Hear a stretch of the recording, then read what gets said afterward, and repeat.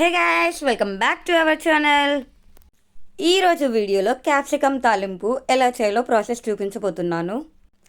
ఈ క్యాప్సికమ్ తాలింపు పప్పు అన్నంలోకి, సాంబార్ అన్నంలోకి సైడ్ కాంబినేషన్గా సూపర్గా ఉంటుంది. ప్రాసెస్ చూడండి.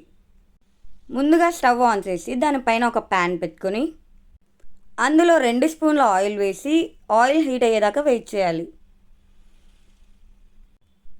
ఆయిల్ హీట్ అయిన తర్వాత ఇందులో 1 స్పూన్ ఆవాలు వేసి ఆవాల్ని బాగా చిట్లనివ్వాలి. ఇలా వీడియోలో చూపిస్తున్న విధంగా ఆవాలను బాగా చిట్లనివ్వాలి.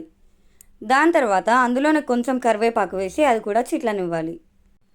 ఇప్పుడు మనం ముందుగా కట్ చేసి పెట్టుకున్నటువంటి 4 నుంచి 5 మీడియం సైజ్ క్యాప్సికమ్ వేసి ఒకసారి దాన్ని బాగా కలపెట్టేసి దానిపైన మూత పెట్టి మగ్గనివ్వాలి. ఇప్పుడు అందులో స్టఫింగ్ కోసం ఒక మిక్సీ జార్ తీసుకుని అందులో 2 స్పూన్ల కొబ్బరి, 2 స్పూన్ల పప్పులు, అలాగే ఒక 3 పచ్చిమిర్చిని ముక్కలుగా కట్ చేసి వేసుకోండి. అలానే ఇందులో 5 నుంచి 6 వెల్లుల్లి రెబ్బలు, 1 స్పూన్ కల్లుప్పు వేసి దీన్ని బాగా మెత్తని పేస్ట్ లాగా గ్రైండ్ చేసి పక్కన పెట్టుకోండి. ఇప్పుడు మనం మూత పెట్టి మగ్గించుకున్నటువంటి క్యాప్సికమ్ పైన మూత తీసేసి అది మగ్గిందో లేదో చూడాలి. మంటని లో ఫ్లేమ్లో పెట్టి 8 to 10 మినిట్స్ లోపు బాగా క్యాప్సికమ్ మగ్గుతుంది.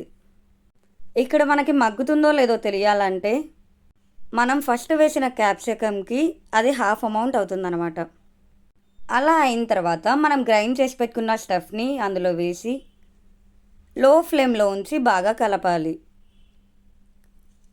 1 లేదా 2 నిమిషాలు లో ఫ్లేమ్లో ఉంచి దాన్ని బాగా కలిపేస్తే అంతే అండి, ఎంతో యమ్మీ అండ్ టేస్టీగా ఉండే క్యాప్సికమ్ తాలింపు రెడీ.